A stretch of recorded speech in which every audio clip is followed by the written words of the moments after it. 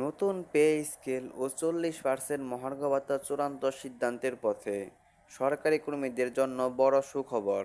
তো দর্শক, আজকের ভিডিওটি সরকারি চাকরিজীবীদের জন্য খুবই গুরুত্বপূর্ণ, তাই ভিডিওটি না টেনে শেষ পর্যন্ত দেখুন। আর এখন পর্যন্ত যারা আমাদের চ্যানেলটি সাবস্ক্রাইব করেননি, দ্রুত সাবস্ক্রাইব করে ফেলুন। মহার্ঘ ভাতার সর্বশেষ আপডেট সবার আগে পেতে আমাদের চ্যানেলটি সাবস্ক্রাইব করে ফেলুন। তো দর্শক, অবশেষে দীর্ঘ প্রতীক্ষার অবসান ঘটিয়ে সরকারি কর্মীদের জন্য আসছে নতুন পে স্কেল এবং 40% মহার্ঘ ভাতা সংক্রান্ত চূড়ান্ত ঘোষণা। বহুদিন ধরে সরকারি কর্মচারীরা ন্যায্য বেতনের দাবি করে আসছিলেন। এবার সেই দাবিরই বাস্তবায়ন দেখা যাচ্ছে। সরকারের উচ্চ পর্যায়ের সূত্র অনুযায়ী নবম জাতীয় বেতন কাঠামো প্রণয়নের কাজ শেষ পর্যায়ে। পাশাপাশি 40% মহার্ঘ ভাতা ঘোষণা করার বিবেচনাও রয়েছে। আসন্ন রবিবার একটি গুরুত্বপূর্ণ সভা অনুষ্ঠিত হতে যাচ্ছে, যেখানে এই প্রস্তাবনা নিয়ে চূড়ান্ত সিদ্ধান্ত নেওয়া হতে পারে। এটি হতে পারে দেশের চাকরি খাতের ইতিহাসে এক গুরুত্বপূর্ণ মোড়। তবে প্রশ্ন রয়ে যায়, এই নতুন কাঠামো কি সত্যিই ন্যায়সঙ্গত হবে, নাকি অতীতের মতোই এবারও বৈষম্য থেকে যাবে? আপনারা নিশ্চয় মনে রেখেছেন, 2015 সালের পে স্কেল চালুর পর উপদস্থ কর্মকর্তারা যথেষ্ট সুবিধা পেলেও সাধারণ কর্মচারীরা বঞ্চিত থেকেই গেছেন। তখন টাইম স্কেল, সিলেকশন গ্রেড সহ সুযোগ সুবিধাও বাতিল হয়ে যায়। এর ফলে নিচু গ্রেডের কর্মচারীরা ভবিষ্যৎ নিয়ে দুশ্চিন্তায় পড়েন। এবার যেন সে ভুলের পুনরাবৃত্তি না ঘটে। যদি ইতিহাসে ফিরে তাকাই, 1973 সালে বঙ্গবন্ধু শেখ মুজিবুর রহমান 10 ধাপের একটি সরল ও ন্যায্য কাঠামো চালু করেছিলেন। কিন্তু 1977 সালে 21 গ্রেডের চালুর পর থেকেই ধাপে ধাপে বৈষম্য বাড়তে থাকে। যতবারই নতুন স্কিল এসেছে, পার্থক্য শুধু বেড়েই গেছে। একটি টেকসই সমাধান কখনোই আসেনি। তো দর্শক, এই পর্যন্ত এসেও যারা এখন পর্যন্ত আমাদের চ্যানেলটি সাবস্ক্রাইব করেননি, দ্রুত সাবস্ক্রাইব করে ফেলুন। মহার্ঘ ভাতার সর্বশেষ আপডেট সবার আগে পেতে আমাদের চ্যানেলটি সাবস্ক্রাইব করে রাখুন। তো দর্শক, 2015 সালের উদাহরণ ধরা যাক। কর্মকর্তারা যেখানে প্রতি ধাপে 20% হারে ইনক্রিমেন্ট পেয়েছেন, সেখানে 11 থেকে 20তম গ্রেডের কর্মচারীদের জন্য তা ছিল মাত্র 4%।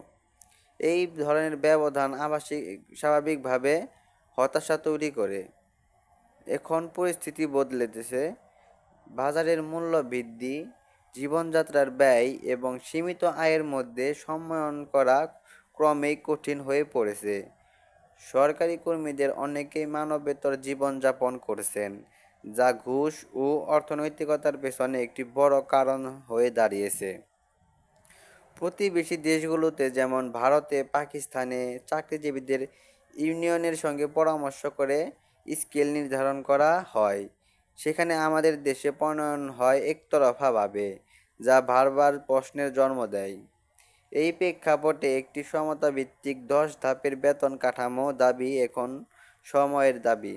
প্রস্তাবিত স্কেল অনুযায়ী সর্বনিম্ন বেতন হতে পারে 16,500 টাকা এবং সর্বোচ্চ 85,000 টাকা। সর্বোচ্চ ও সর্বনিম্নের অনুপাত 1:5 রাখা হয়েছে, যা আন্তর্জাতিক মানদণ্ডের কাছাকাছি। প্রতিটি ধাপে বেতন ব্যবধান 15 থেকে 20% মধ্যে থাকবে বলে প্রস্তাব রয়েছে, যাতে প্রতিটি কর্মচারী সম্মানজনকভাবে জীবনযাপন করতে পারেন। সঙ্গে কিছু ন্যায্য দাবি আবার সামনে এসেছে, যেমন 8 বছরের পূর্তিতে টাইম স্কেল পুনর্বহাল, 12 বছরের সিলেকশন গ্রেড, ব্লক পোস্ট বাতিল করে পদোন্নতির সমান সুযোগ এবং অফিস সহায়ক থেকে সচিব পর্যন্ত সবার মর্যাদা নিশ্চিতকরণ। কারণ সরকারি চাকরিজীবীরা আমাদের দেশের সবচেয়ে গুরুত্বপূর্ণ মানব সম্পদ। তাদের সঙ্গে অবিচার মানে দেশের ভবিষ্যতের সঙ্গে অবিচার। সরকার ইতিমধ্যে 40% মহার্ঘ ভাতা দেওয়ার সিদ্ধান্তের দিকে এগোচ্ছে। তাই আসন্ন রবিবারের বৈঠকটি হতে যাচ্ছে অত্যন্ত গুরুত্বপূর্ণ। সেখানে এই পে স্কেল ও ভাতা নিয়ে চূড়ান্ত সিদ্ধান্ত আসতে পারে। এই মুহূর্তে প্রয়োজন সর্বস্তরের চাকরিজীবীদের ঐক্যবদ্ধভাবে, শান্তিপূর্ণভাবে ও যুক্তিযুক্তভাবে নিজেদের দাবিগুলো উপস্থাপন করা।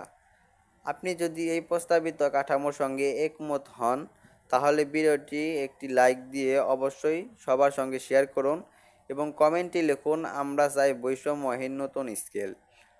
তো দর্শক, আজকে এখানে শেষ করছি। শেষ পর্যন্ত এসেও যারা এখন পর্যন্ত আমাদের চ্যানেলটি সাবস্ক্রাইব করেননি, দ্রুত সাবস্ক্রাইব করে ফেলুন।